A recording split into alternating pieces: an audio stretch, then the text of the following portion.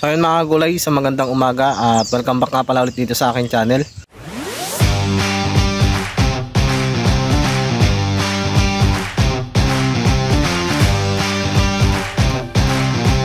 So ngayon mga gulay, i-update ko lang po kayo dito sa aking tanim na Emerald Star.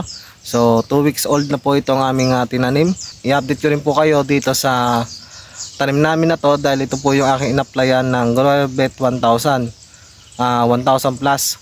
Ayan, so ito po yung in-applyan namin. So wala pa po kaming abono ginagamit, wala pa kaming ini-spray na iba. So GrowerBet pa lang po yung aming ina-apply dito. So i-update ko rin po kayo dito sa aming tinanim dito sa may talungan. So dinilos din po yon. At papakita ko po sa inyo kung ano na nga ba itsura nito ngayon. So ngayon may ginagawa kami dito ngayon na nagkakabit kami ng ply. So ito na po yung 2 weeks old at meron po siyang mga poste.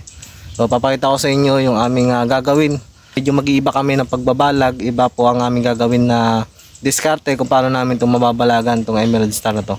So yun mga kagulay, ito yung aming pinostehan nga kahapon na Emerald Star. So 2 weeks old.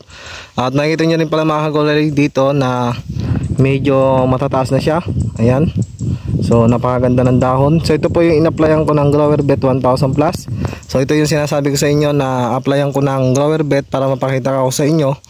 Para mapakita ko sa inyo kung okay nga bang gamitin ito sa ibang gulay bukod sa talong. So sa talong kasi hindi ko na nagamit siya ng gusto kasi ayun, makikita nyo mga gulay, yung po yung aking pinagtalungan. At inispirahan ko na ng pamatay damo. So dito ko na siya na-i-apply sa maniliit na sitaw, yung GrowerBet 1000. So sa tingin ko na mga gulay, napakaganda pong gamitin dahil dito wala pa po akong abono na ina-apply at hindi ko pa po siya inispirahan ng mga fungicide, insecticide. So puro GrowerBet 1000 lang po siya. So ngayon mga gulay, ayan, kasama ko si Kuya Odads. Ayan yung kasama namin lagi dito sa pag-aasikaso ng aming mga tanim. Ayan, so nagkakabit po kami ng one ply dito sa ibabaw at ako naman po sa ilalim. Ayan, so bali dalawang plat na yung kanyang dala para hindi masyadong madaming lakad. Ayan, so makikita nyo pala mga gulay na halos tinataas namin yung aming paglalagay ng plat. Ay, ng plat. Paglalagay ng ply. Ayan, so makikita nyo nakalak po yan. Ayan, nialak po namin kada poste. So dalawang tudling na po yung kanyang dala. Para isang baba niya, dalawang tudling na po ang malalagyan. So mamaya ako naman maglalagay dito sa ilalim. Ayan, so iba kasing klase ng pagbabalag yung aming gagawin dito. So abangan na lang po yung update ko. At dito mga gulay, ito papakita ko sa inyo yung GrowerBet 1000. Ayan yung epekto niya, napaka verde ng dahon. Ayan, makislap. Para nag-spray na po dito ng score na fungicide. So sa totoo lang, wala pa po akong ina-apply dito kahit abono. Hindi pa po ako nagbabagsak ng abono dito simula ng pagkatanim. Ayan, so mamaya mga gulay, ayan, pupuntahan ko yung sitawan. Papakita ko sa inyo yung aking tinanim. So 1 week old nung aking pinadulos doon sa may talungan. At ito, 2 weeks old na po ang edad dito. Ayan, dito ko po na-try yung GrowerBet 1000. Ayan, napakaganda. At nakita nyo nga na halos naglalabas na siya ng talbos. Kaya medyo nagmamadali kami ngayon sa pagbabalag nitong Emerald Star.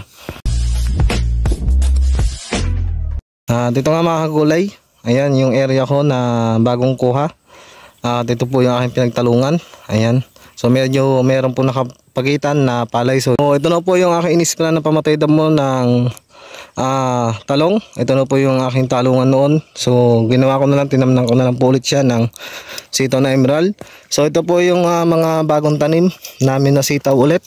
Ayan, so bali 7 kilos po ito. So ngayon kasi napakadalang po ng ulan. Kahit po yung kabila ko na yun, hindi pa po ako nakapagpatubig doon. At puro ulan lang po sana yung aasahan namin. Kasi mahirap po kasi magpatubig, baka biglang bumagsak po yung habagat at medyo mababad yung ating mga tanim dahil sa pagkabasa. So ito, mga kagulay, tinanim namin itong nakadulos na to, hindi pa po siya tutubigan. So yung basa lang po nung lupa ang nagbuhay sa kanya. So yung iba hindi pa po masyadong nakalabas, pero mga nakatogi na po yan or magana yung buto niya. Ayan, so medyo meron po pong mga bagong lumalabas na iba. Ayan. So pagka napitik to ng ulan o maambunan, sigurado to maglalabasan na po yan. So hindi na po namin diniinan yung pagtatanim nito at yung pagkadulos kasi para hindi po masiksik at makalabas po yung sitaw kahit na hindi masyadong umuulan. So ito na po yung area ko. Bali kulang 1 hektarya po itong pahabol namin na Emerald Star. Kasama po yun, kabila na yun. At doon sa kabila naman mga kagulay, medyo sa tabing bahay namin sitaw na halos meron din pong 10 kilo po doon na nakatanim. So yun po yung pinipitasan ngayon at medyo nakakalungkot na yung presyo dahil ang presyo po ng talong, ang presyo po ng sitaw ay nasa 10 pesos po ang 100 piraso. Ayan, so hindi ko na rin po masyadong na-vlog yun kasi talagang naghahanap naman talaga at marami kayong napapanood na talagang bagsak ang sitaw ngayon. So sa mga nagtatanong kung bakit nagtanim kami kahit bagsak, so sa mga gantong season o gantong panahon pagka mababa ang gulay katulad ng sitaw ay doon kami nagbabagsak talaga ng sitaw na pahabol. Ayan, so hanggang dito na yung video ko. In-update ko lang kayo dito sa aking sitawan. Ayan, so kakabit na kami ng ply. At bukas i-update ko rin po kayo sa paglalagay naman namin ng sinulid dito. So may gagawin ko yung pagbabalag dito. Hindi po siya lighting yung aming gagamitin kundi sinulid. Ayan, so yun po yung mga pinantatahi po sa mga sako o sa mga ginagamit sa mga panahi na pangsako. Ayan, so abangan nyo lang po yun mga kagulay. At sa mga bago natin viewers dyan, huwag nyo kalimutang i-subscribe ng aking channel para ma-update ko kayo sa aking mga tanim at kung ano pang isusunod na i-apply ko dito. So sa ngayon, Grower Bet 1000, ito na po yung naging epekto nya.